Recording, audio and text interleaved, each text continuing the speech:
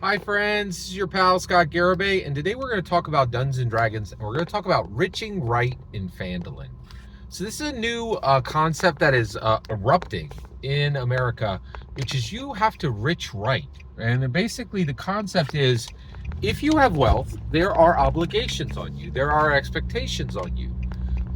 And we need to start considering this and reflecting this in Dungeons and Dragons. So, Riching Right in Phandalin. So, Phandalin is this great little city. Village. It's a village between Waterdeep and Neverwinter. It's right at the bottom of the Neverwinter forest.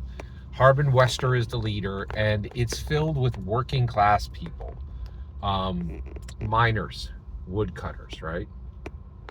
It has an inn where people can spend money, but some people can't go in the inn, right? And this is the part that we really got wrong for 50 years of Dungeons and Dragons, was we thought that adventurers were simply powerful, but that's not correct. They're wealthy, and what I want to do is I want to understand exactly how wealthy they are.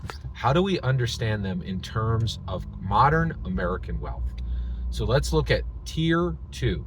So one of the best things that came out of 2024 core rule books is these tiers of play. There are 4 tiers of play for Dungeons and Dragons player characters.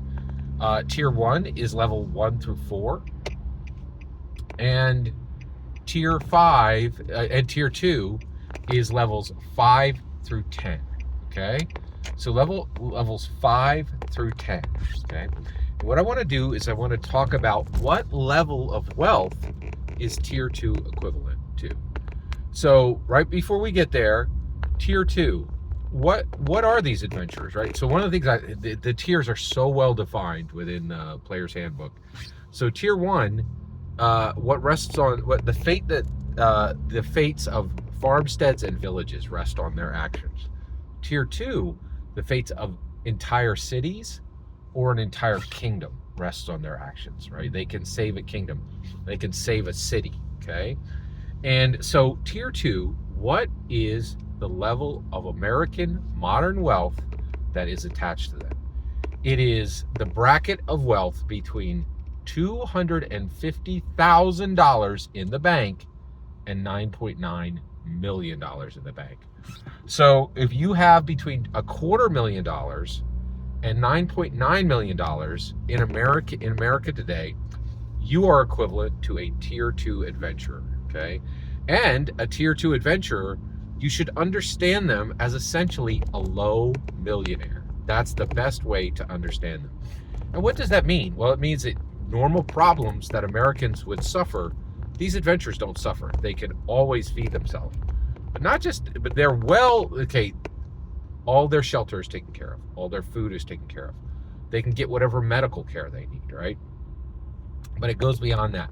At this level of wealth, you get access.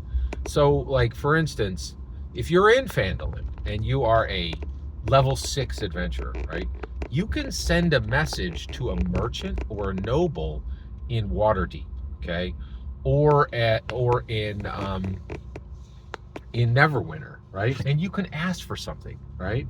And your message will be, first of all, you will be able to send a message. Like, people who are in poverty, especially in the medieval times, most of the time they couldn't even read, right? And so the idea that you would even be able to, like, write a message to send to a merchant or a noble, that is a privilege of wealth, right? That you could read and write, okay? And then beyond that, at this level, you've had adventures. You've saved farmsteads and villages. And at this point, you've saved a city or two, right? You might even have saved the kingdom once, right? So when that noble or that merchant gets your letter, they're going to heed it. It's likely that they will give you what you request, right? At minimum, you will get a response back. Your letter will be carefully carried. It will be received by a noble or a merchant. It will be read and it will be paid attention to. And this is access. This is access to people at higher levels of culture, right? And we really did not pay attention to this in the first 50 years of Dungeons and Dragons. We did not think about riching right in Phandalin. Understand that tier 2 adventurers, the fate of cities and kingdoms, the fate of a city or a kingdom rests on their action, and their equivalent level of wealth is a modern American who has $250,000 in the bank to $9.9 million in the bank. Every single word you just heard in this video is my humble opinion. Nothing more, nothing less. The important part is when I get to hear your humble opinion. When you get in the comments and send your traffic. Please consider liking, subscribing, and have a fetch millennium.